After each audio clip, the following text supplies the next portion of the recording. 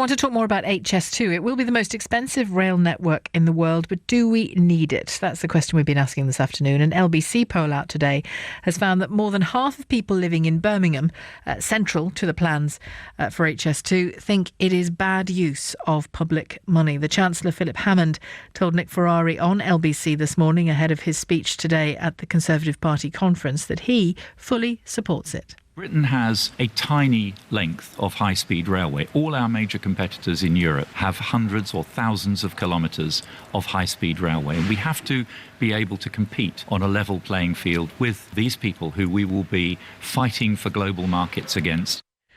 Richard Houghton joins me to talk about this, head of HS2 Action Alliance. Good afternoon to you. Good afternoon, Shelagh. Now, I know one of your concerns is that this is primarily a project of politics, not a project of transport. Yes, I mean, it's the perfect project for post-truth politics, really. It's based on political hubris and really voodoo economics. So you listen to Hammond there saying, we haven't got as many miles of fast lane as everybody else. That's what upsets them. If you look at the travel times between our major cities, because guess what? We're not a huge island. They compare very well. So the reality is it's not a matter of speed. It's a matter of what you need for the geography you're dealing with. Well, I know the West Coast Main Line that I've used for 25 years on a regular basis, it's halved the journey time in that space of time. So... Yeah, that's a positive. Yeah, absolutely. And you've got to be realistic about what's going on at the moment.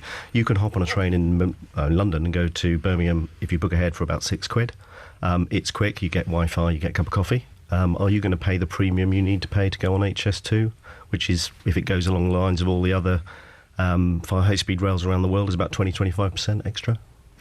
You clearly think it's a vanity project in a sense, but to what end? I mean, there is so much else to consider. There's the Heathrow, the airports question, the motorways question, the TransPennine question.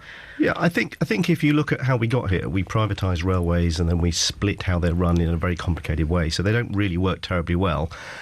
This was a excitable Minister for Transport under Gordon Brown in Lord Adonis who really wanted to do this. I mean, it's fair to say that it wasn't on the top 10 of projects for the Department for Transport. So it got carried away. It fits the political narrative of trying to help the North, although their own evidence from the government shows that most of the job creation will be in London. So I think it's been attached as a replacement for the third runway for Heathrow. It's been environmentally friendly. It's been all number of things. The truth of the matter is it doesn't grow or won't grow the economy as they're hoping. And what we really need to do is connect the west to east, as you were discussing earlier, and east to west connections. And most of the evidence says if you did that with Scotland, before you connected to London, which is an economy 9 times bigger than Birmingham, you'd get a much better result. Give me a sense of what projects you'd like to see instead of. Well, I think there's two things. There's firstly, as Simon said earlier, you've got to get some more robustness into the West Coast Main Line. It's a busy line, so we need to do a lot of work on increasing the train capacity rather than the passenger capacity, because it's the least busy intercity line in the UK at the moment. But it's very busy at certain times of the day, not so busy at other times of the day. Absolutely, but at the busiest, the train is running at 42% capacity. Now, that's because there are a lot of empty first-class carriages. And, there have been organisations like 51M, which is a local authority group, that put forward very clear plans on how you could increase that capacity. The Edgerton report, way back in 2006, I think it was, said, look, you need to get the pricing right. There are lots of ways of giving more seats to more people. Interestingly, the growth in train passengers, if you look at the reports from the Office of Rail Responsibility, there's 5% growth roughly on average from commuters. And there are trains going into Birmingham, Bristol, Manchester and London with over 100% capacity already. It's 0 to 1% growth in intercity. So we're putting the capacity in the area where the growth isn't.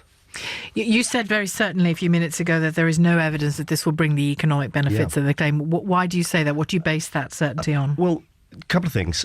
The National Audit Office, the Public Accounts Committee, the Lords Economic Affairs Committee, the Major Project Authority have all said there's no evidence that this will deliver what you said. All the evidence is suspect, let's be honest. If you look at the return on investment, they're currently forecasting £1.40 for every pound spent on Phase 1, London to Birmingham.